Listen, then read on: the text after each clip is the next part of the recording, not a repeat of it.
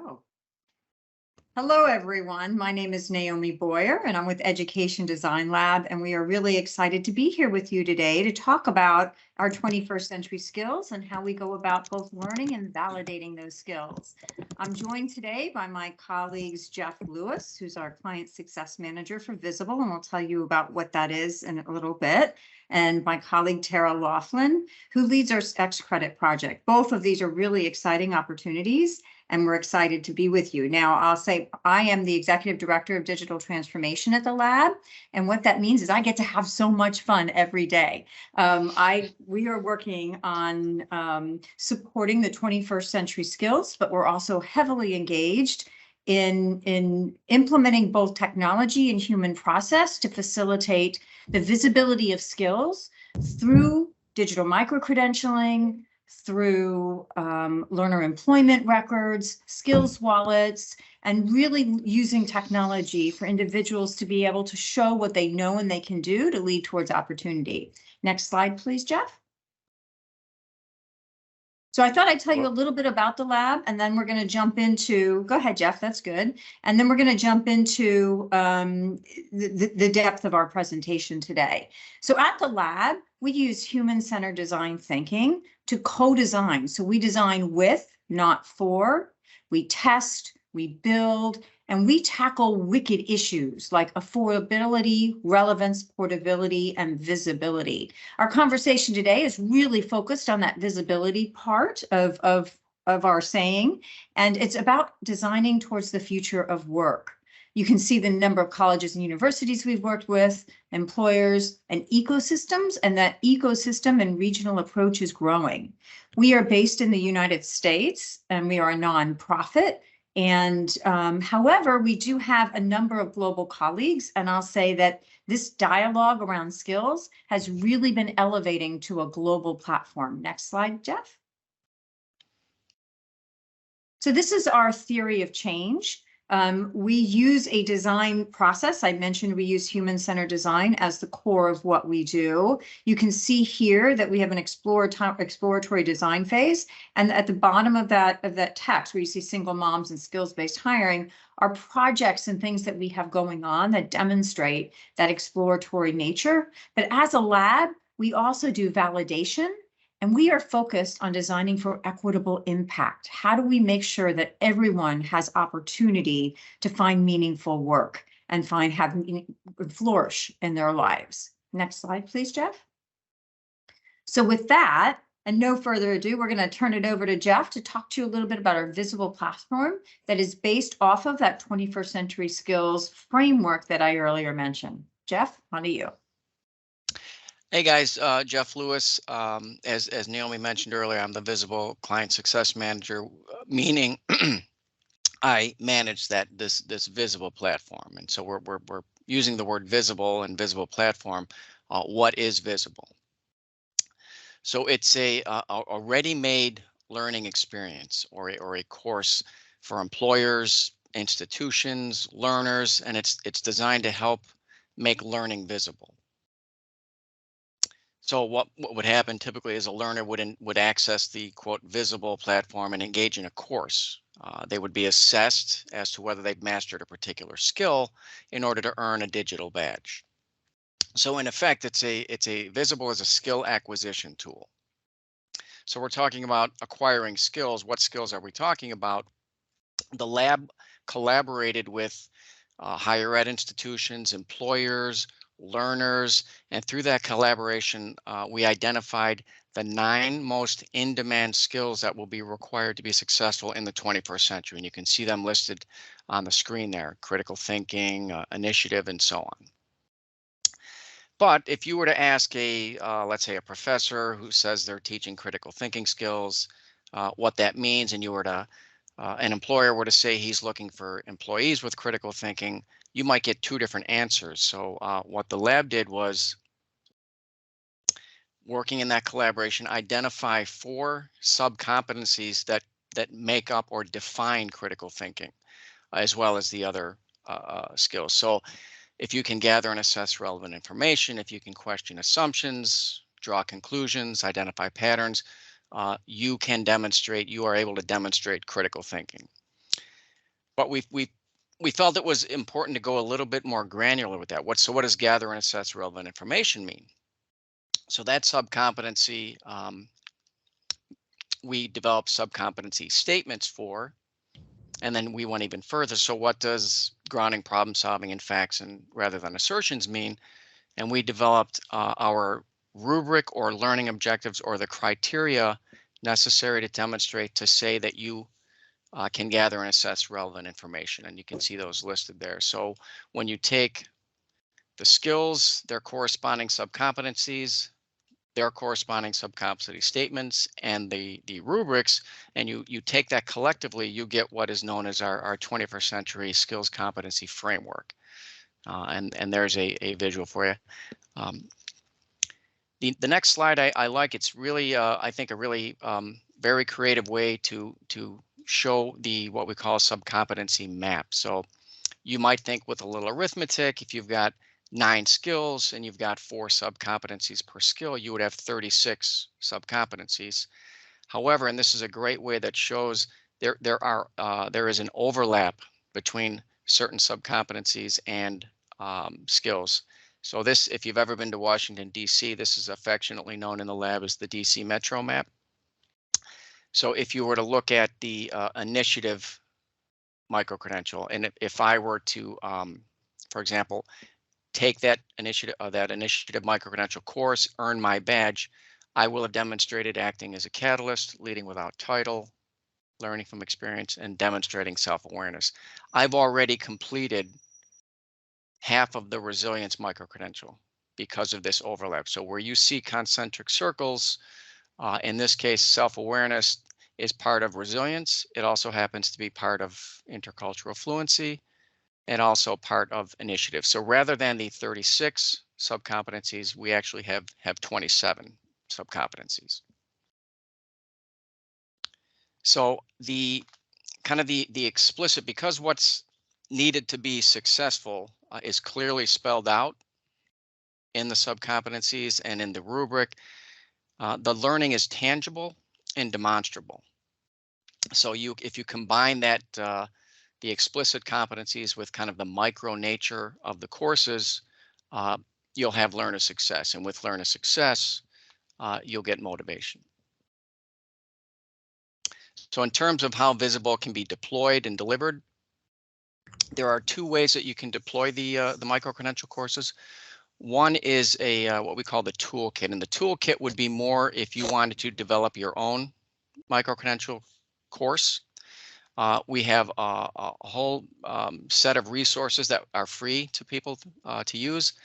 However, if you wanted to issue an Education Design Lab authorized badge, digital badge, you would have to use our assessment and rubric, and those would need to be purchased. So you can develop your own course and purchase the assessments for $50 per assessment. So with a little bit of arithmetic, if I wanted to develop my own critical thinking course, I could buy the assessments for each of those 4 subcompetencies for $200, structure my own course, and then I would have built my own credential for, say, $200. The other option is a kind of prepackaged, ready to go, out of the box course developed already for you. And that would be the Visible platform, which we'll see shortly. You have 2 options with Visible. You can either do a plug and play deployment where through an LTI connection, learners would access the courses through whatever LMS you happen to be using. The other option would be learners just basically going to our Get Visible portal and logging in there and completing their coursework. In terms of how you can deliver these courses, this is really all completely dependent on what's going to be best for your model and what you're trying to do. You can do these completely online. They can be done face-to-face. They can be a hybrid of the 2. They can be conducted synchronously, asynchronously. Again, it would all depend on what's best for your needs. And then just a variety of ways that these can be implemented. Again, it's only limited by your imagination. We have clients who have threaded them into course syllabi. We have clients who are making the micro-credentials part of a micro pathway. They have been offered as standalone courses at universities. So just it's limited only by your imagination, and this can really be kind of set up in the way that best serves your needs. So in terms of the course itself, we don't believe that the 21st century skills can be taught through kind of rote instruction or multiple choice. So the micro-credentials rest upon a particular structure or learning philosophy.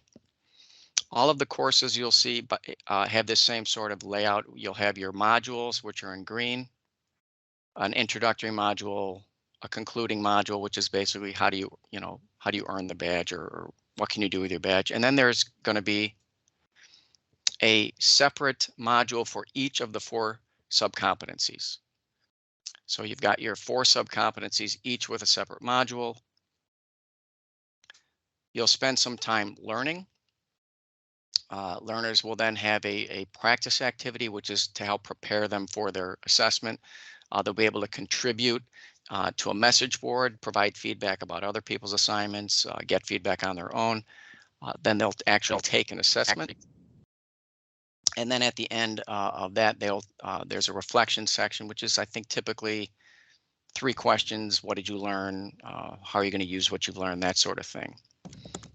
And that kind of structure of learn, practice, contribute, assess, reflect, that's repeated for each of the sub-competencies. So you're roughly looking at about 12 to 15 hours to earn your digital badge.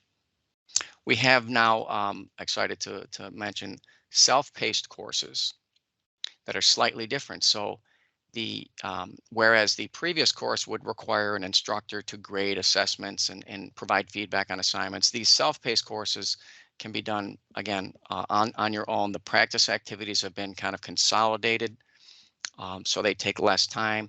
Rather than a facilitator or instructor graded assessment, we have automated assessments, which Tara's going to show you shortly. So the time required for these is less. So you're looking at about 8 hours as opposed to the 12 to 15, and these can be done at your leisure, self-paced, without the need of an instructor. So if you guys don't, would you be interested in seeing kind of what it looks like in a like I can show you.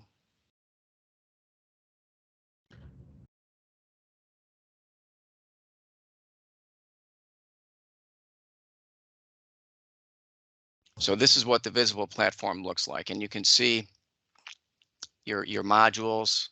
There's that introductory module, a separate module for each sub-competency, and then your kind of concluding module. And that structure, learners basically can click through, going from section to section. This is your introductory section. At the here's where you'll see that repetitive structure where you've got your learning. Here are the different rubric criteria or learning objectives. You'll notice that there's a learning section or playlist for each of those different learning objectives. And that's really just a curation of resources, YouTube videos, articles, things of that nature. Prior to that, there is a pre-assessment, which is a series of 10 questions. And if you score beyond a certain threshold, the system would recommend, okay, we don't think you need to read all these things. You can go right on to the practice. If you don't score above a certain threshold, the system will recommend spend some time learning and going through these different playlists. These are, by the way, editable. This is how it comes out of the box. If whomever's managing your course wanted to add a different article or replace something or remove something, all that is very easily done in the visible system. After they spend time learning, they will have a practice assignment. All of our practice assignments are kind of workplace-based scenarios. There is then a section where they would contribute to a message board. Then they would take their assessment. In this particular self-paced course example, this is an auto assessment. Then they would spend some time in reflection, answering a couple of questions, and then you would see that pattern repeat for each of the different sub-competencies. that's a very kind of crash course, high level overview. A couple of things before I pass it on to Tara. You'll notice if we look at the different sections, you'll see some have required check marks and some do not. This is a setting in the system. You can make certain things required, certain things optional, mix it up a little bit. You can make it so that they have to complete the courses sequentially in order, or you can make it so that they're able to skip around. What is in the system, as I mentioned before, it can be editable. If you wanted to modify slightly the practice scenario and maybe change the name of the business or kind of the text, that can be done. You cannot, because it's the kind of holy grail, change the rubric criteria or the assessment. You can change minor things like the name of it or the industry that's being referred to in the scenarios. So that, Tara, if you would like me to now pass it on to you. Before I go on, were there any questions, or would you like to wait until to the end? There was one in the chat, Jeff, that we could start with, and then yeah, I'd love to take questions actually on this component before we dive into the assessments. Okay. But I just did a quick response here of so we had a question, do the learners find the repetition too boring when completing the coursework? Which is absolutely a fair question. I think the core component there is the courses are structured around a learning philosophy with all of the components, based on the learning sciences that are necessary to make learning stick. So the structure repeats, right? There's learning materials, there's practice activities, there's always a reflection. So the structure does repeat, but what exists within that learning structure in terms of the content itself, the nature of the practice activities, the type of assessment, like all of that varies pretty significantly. And so I haven't heard any feedback related to the fact that folks find it to be repetitive or redundant, but Jeff and Naomi, I would, of course, welcome you to chime in on that as well. Yeah, to Tara's point, I coach football, and the session structure is the same. There's the warm up, there's this, there's that, but what's done in those, specifically in those different components of the session varies. So I think the repetition of the structure, I think, almost can be a source of comfort because you know what to expect, as opposed to being boring, because if it was the same content over and over again, definitely people are going to get bored. But I think because the content changes combined with the consistent structure, I don't think that there's boredom as much as there is, maybe, like I said, comfort with it or familiarity, let's say. I added a similar thought into chat, Jeff. Okay. Anything else? So here's where we would pivot from learning to assessment, but I realized Jeff just showed you all a lot in a very short period of time. So yeah, I would just welcome this opportunity for any other questions about Visible, the assessments, the rubric criteria, the courses, any of those great things that Jeff just talked about.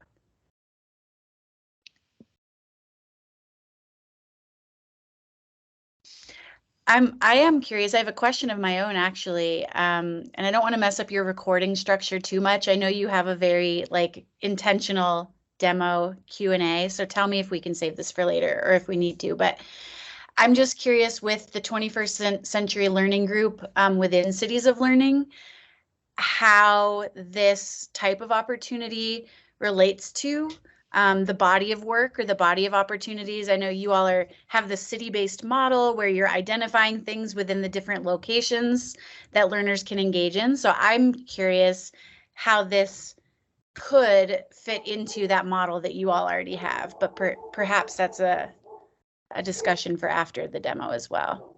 Yeah, let's save that till the end, Tara, because they are recording, and I think they want to have the content specific to the recording and then move into a dialogue section after that.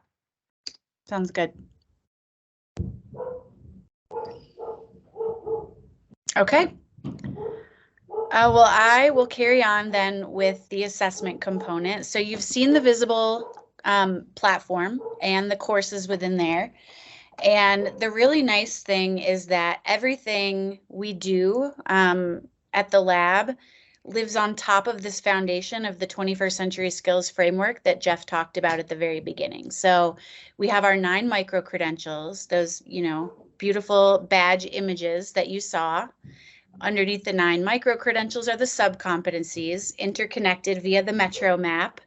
Underneath the sub-competencies are the very specific and granular rubric criteria. That lives underneath the courses. The same lives under the assessments, which allows, that's best practice, right? That allows all of the pieces to be able to fit together really well.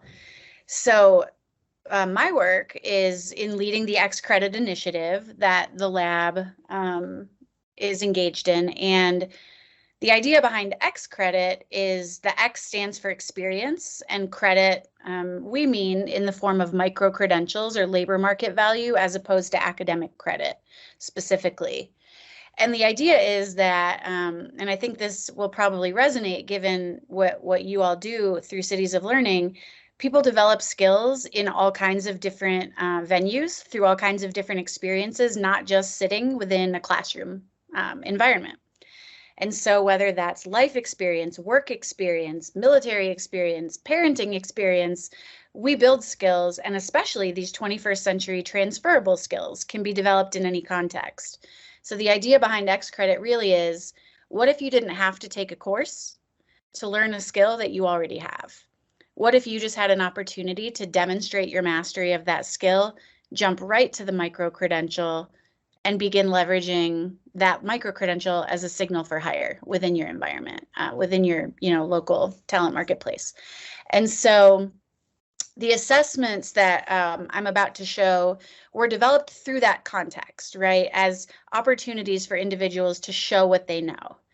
The nice thing is that they also happen to plug into the learning experiences that Jeff just shared.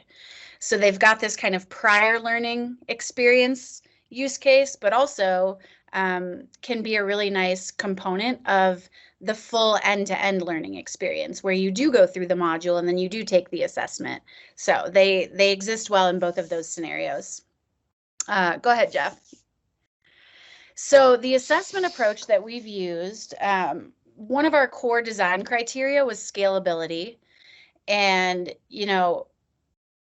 I'm a firm believer. I'm a competency-based education advocate. I know Naomi and Jeff are as well. Firm believer in competency-based assessment, performance-based assessment, demonstrations of mastery. However, we also know that there are some side effects to that typically, which are that it can be really time-consuming to administer and to score. It can be really subjective based on the individual, like the facilitator or the instructor who is scoring those assessments. And it can also just be a really manual process. And so to try to bring competency-based assessment to scale and make it available for, vastly more learners and individuals, as well as to incorporate our equity focus, we have really focused on automating the measurement of 21st century skills. So you'll see on the right here the two different technologies that we've been working with in order to achieve that. Top right, we've got Muzzy Lane, the Muzzy Lane platform, and you'll get a bit of a closer look at each of these shortly. But the Muzzy Lane technology is a chat-based simulation technology.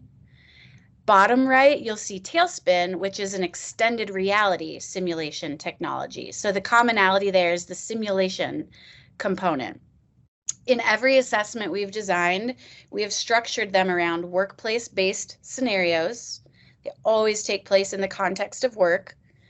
The individual taking the assessment is given data or information about their workplace, about their role, and about the situation, typically some kind of problem that they're facing, and they have to make decisions on how to navigate their way through that situation. The choices they make reveal the presence or absence, or let's say their level of each of the skills being measured, and also branch them down different paths within the assessment. So their storyline can actually change. And if you'll hit hit one more time, Jeff, to bring up that last little bubble. I'm not sure why. There we go. So in order to earn the critical thinking badge, you saw this graphic earlier in a different form where the badge was in the center and the 4 sub-competencies were around the outside. But just to highlight the competency-based aspect of these assessments, what we're showing here is in order to earn the badge, you do need to separately demonstrate mastery of all 4 of the components that live underneath critical thinking. So there's no averaging taking place here, where if I score 100% on 3 of the assessments and 40% on the last one, by the way, I did not check my math before I gave this example, so don't hold me to that. But if that somehow averaged out to mastery, that's not what we're doing here. This truly is saying you have shown proficiency in all 4 of these sub-competencies individually, and therefore we can go ahead and award you this badge. Go ahead, Jeff.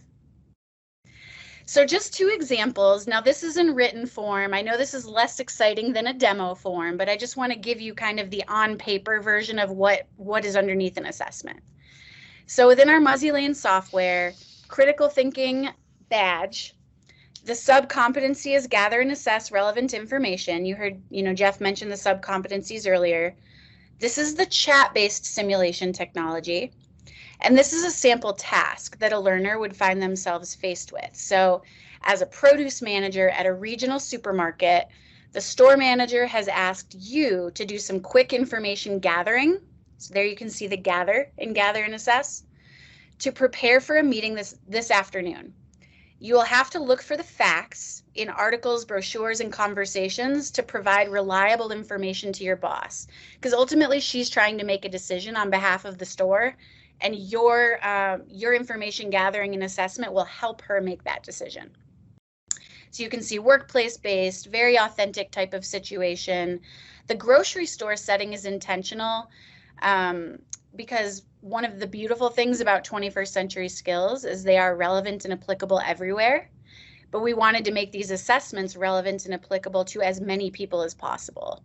So rather than situating them very narrowly, let's say in a healthcare setting or an IT setting, at the sub-competency level, we tried to situate them in ubiquitous environments that as many people as possible have familiarity with. The learner does not require any experience working in a grocery store to be successful in the assessment, because if you look at what's being measured in purple here, the grocery store setting is the wrapper. What's really being measured is their ability to demonstrate those core criteria that you can see here on the screen. So this is a video playthrough of one of our assessments. I think just for the sake of time, perhaps what we could do is send the link, or actually, Naomi and Jeff, you tell me, do we want to, like, I can pull it up in my browser, click through, we could sort of scroll through the video, just, they might want to see like glimpses of what the technology looks like, but I also don't think we have time for that. We're at time, Tara, so maybe go on to the next one, and then based upon the questions, we can pull something up if we need to, and we can send them the link that they can watch the videos. Okay, that sounds good.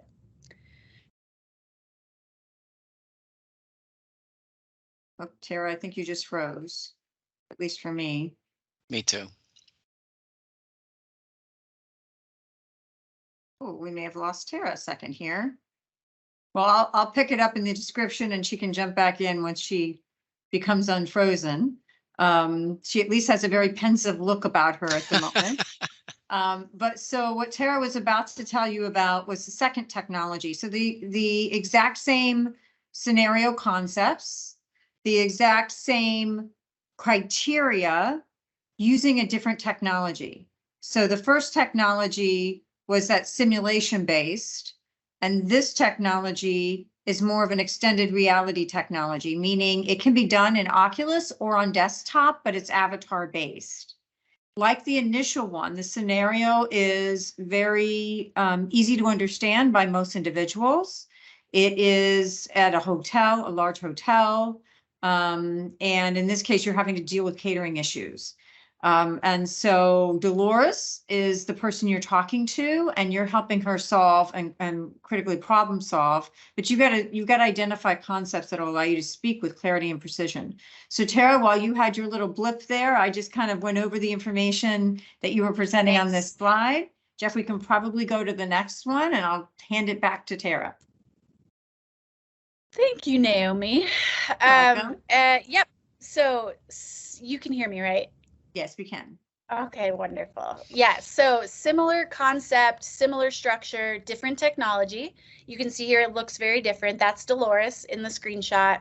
And again, if it's relevant, we can show you more, a little bit of a, sneak peek of what the assessments really look like in a bit, but that's a visual image. You can click to the next slide, Jeff. One thing I do want to mention is that we've had a very robust assessment development process. We've worked through 4 stages of development: ideation, scripting, building, and testing. It's been agile. So there's been iterative feedback loops woven into each of those 4 stages, with feedback from different, subject matter experts and instructional designers, et cetera. The very last feedback loop, we've actually engaged in both an equity and bias review, working with an external consultant to review every assessment for issues of equity and bias, as well as leveraging the usertesting.com user testing platform to get these in the hands of real hiring managers and real job seekers. And so we've gathered copious amounts of data and feedback and actually made adjustments to the assessments based on that. Here you can just see a few high-level statistics that have emerged from that user testing in terms of authenticity, the value of the credential. Now that stat is from the job seeker perspective, and then the hiring signal stat, that is from the employer perspective. And so you can see employers, and I think this is true not just of Education Design Lab's micro-credentials, but of badging and credentialing and alternative credentials more broadly. Employers are trying to figure out how they feel about this, whether they decide it's trustworthy, if it's if the person is really going to have the skill that they say they have.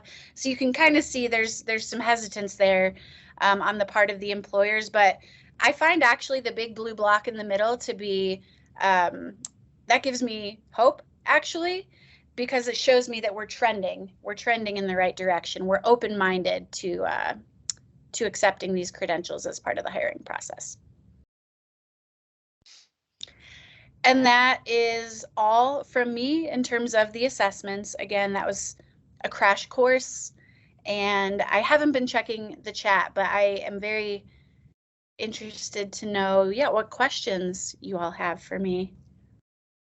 So there weren't any specific questions in chat, Tara, but there was, I was sharing with them that I thought the X credit component would be particularly of interest, aligned to the Cities of Learning.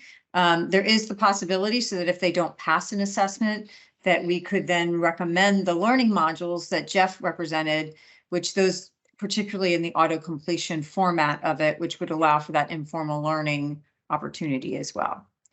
So with that, I think we'll open it up to the group for dialogue. You can tell from the team that we're used to engaging throughout the conversation throughout.